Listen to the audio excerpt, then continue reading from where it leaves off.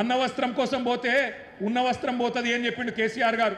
వీళ్ళు దబ్బన దౌర్భాగ్యులు మళ్ళీ గెలిస్తే రైతు బంధుకు రామ్ రామ్ అవుతుంది అని చెప్పిండు. చెప్తే ఏమన్నాడు ఆ రోజు రేవంత్ రెడ్డి? ఒకసారి ఆయన మాటలనే మీరు చూడండి. ఏమన్నాడు? మేమేమన్నా అవలగాలమా దివానగాళ్ళమా అని మాట్లాడిండు. ఒకసారి అది పెట్టండి. ఇప్పుడు తీసుకుంటే 10,000 వస్తుంది రైతు బంధు. కాంగ్రెస్ అధికారంలోకి వస్తే 15,000 వస్తుంది. ఎకరానికి 15,000 రూపాయల సంవత్సరానికి ఇచ్చేటట్టు ఒక గ్యారంటీని కూడా మనం ప్రకటించాం.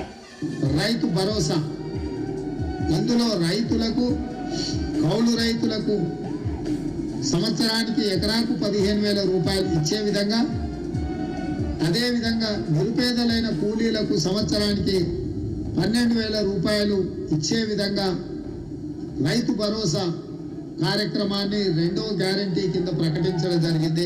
సో యజమానికి రావాల్సింది యజమానికి ఆయన ఖాతాలో పడుతుంది, కౌలు రైతుకు రావాల్సింది కౌలు రైతుకు వస్తుంది.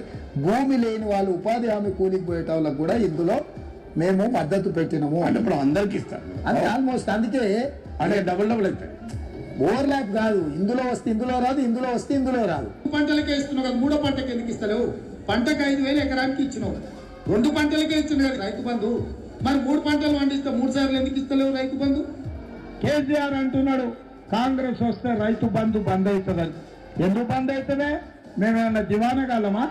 మాకేమన్నా ధమాక్ లేదా? అడుగుదాం ఒకసారి మరి. అప్పుడు ఏమన్నాడు? రైతు బంధు నాపిన దివానాగాడు ఎవడు? రైతు బంధు నాపిన దివానాగాడు ఎవడు? మరి ఇప్పుడు అన్నాడు కదా ఆయననే దివానగాళ్ళమా మేము బంద్ చేస్తామా అన్నాడు. నేను అడుగుతున్నా ఇయ్యాల, అరే హౌలా, అరే దివానా, ఎందుకు బంధు పెట్టినవరా రైతు బంధు? నీ అయ్య సొమ్మ, నీ అబ్బ సొత్తా? మీరు సమాధానం చెప్పాలి. ఇవాళ 3 సార్లు రైతు బంధు ఎగ్గొట్టిన దివానాగాడు ఎవడు? ఎవడు? నేను పడతలేదు తమ్మి.